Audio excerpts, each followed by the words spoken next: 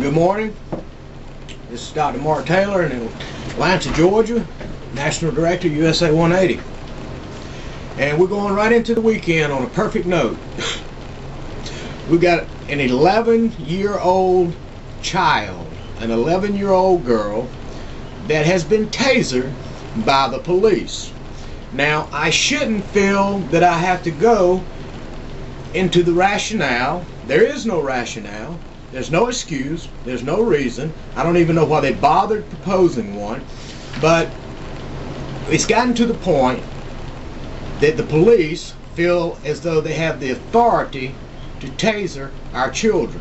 If it's not bad enough, all the tasering we've seen that's been out of control on adults for felonious reasons, and when I say felonious, on the police's part.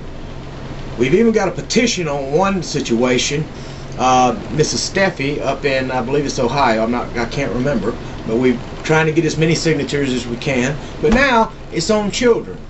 You cannot tell me that there's a situation that dictates the tasering of a child. I'm going to read this to you. The girl at Moss Park Elementary punched the deputy in the nose so hard the deputy went to the hospital. While an 11-year-old shot by a taser sounds extreme to some, other parents told eyewitnesses that the girl deserved it. Eyewitness News talked to several parents Thursday who said that Talamar Jimenez has caused trouble before. Most of those parents are coming down firmly on the side of the deputy. Meanwhile, the mother of the fourth grader is having a hard time understanding how another day at school turned into her daughter going to jail. The school knows pretty well that my daughter is like a 5-year-old, explained the girl's mother, Sandra Garcia. Garcia told Eyewitness News that her 11-year-old daughter has a learning disability, and when she was approached by the deputy Thursday morning in class, she was simply scared to death. According to the arrest report, before school Thursday morning, another student told teachers at Moss Park that Talamar pushed a boy into the street. When teachers tried to talk to the girl, she became combative, started pushing her desk and chair, and even spit at the teachers. The school resource officer, Orange County Deputy Donna Hudepaw, tried to take Talamar to the principal's office, and that's when the child started swinging, hitting the officer in the nose. Hudepaw was transported to the Florida East Hospital. She sustained severe bruising to the nasal cavity as a result of the injury. My daughter told me, "Mommy, you know I wouldn't hit nobody. If I hit her in the nose, it was by mistake. I didn't hit her intentionally. I didn't do that," Garcia said. She actually spoke to the student, told her multiple times to come. Even after the student punched her, she still continued to try and make the arrest without having to tase her. And that obviously wasn't working, explained Corporal Susan Suto, Orange County Sheriff's Office. Outside the school, many of the parents Eyewitness News talked to questioned the use of a taser on an 11-year-old child. "I just don't know if that's necessary," one parent said. Many other parents are standing by the woman they call their deputy. "She had it coming. She assaulted an officer. You can't let that go," said parent Shanna Herrick. Those same parents Eyewitness News talked to said that to their knowledge it was the first time an incident like this has taken place at the school.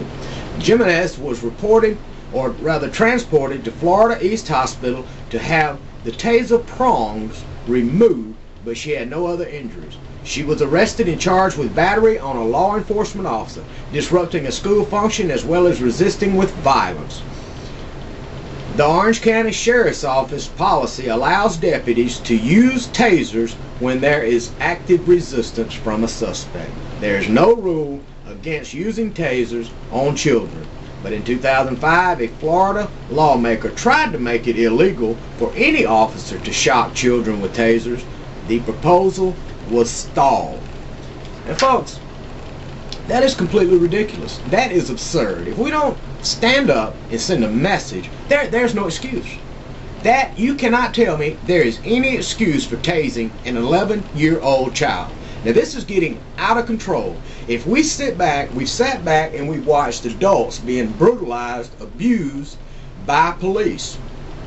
And the more we let this go, the more they're going to get away with. See what it's moved into now? It's already moved into tasering our children.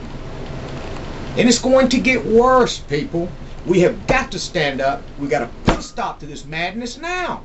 It is ridiculous. Because can't you see the pattern? The more we tolerate, the more they do. And whatever absurd parent said that she had it coming, her name was, what is her name? Her name was, my goodness. Oh man.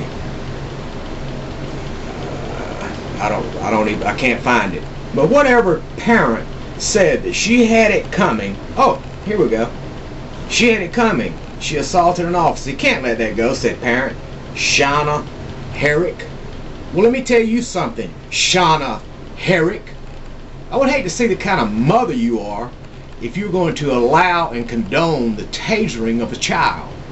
But let it come on your children or one of your loved ones, and I will assure you, your opinion will change dramatically. Mrs. Shauna Herrick. Folks, we can't let this go. And we need to send a loud message on this one. And I don't know how we're going to do this one. I really don't. And I feel like, yes, we do need a petition. We need to send it to the Attorney General there of the state. And this one needs to go to the Attorney General of the federal government in Washington. Not that it's going to do any good, because it won't even force subpoenas against the executive branch from our lawmaking body. So we do what we can. So I'm up for suggestions on this one. And I would love to hear your feedback on it. You can call me. I'd be more than happy to take your call. Or you can email me.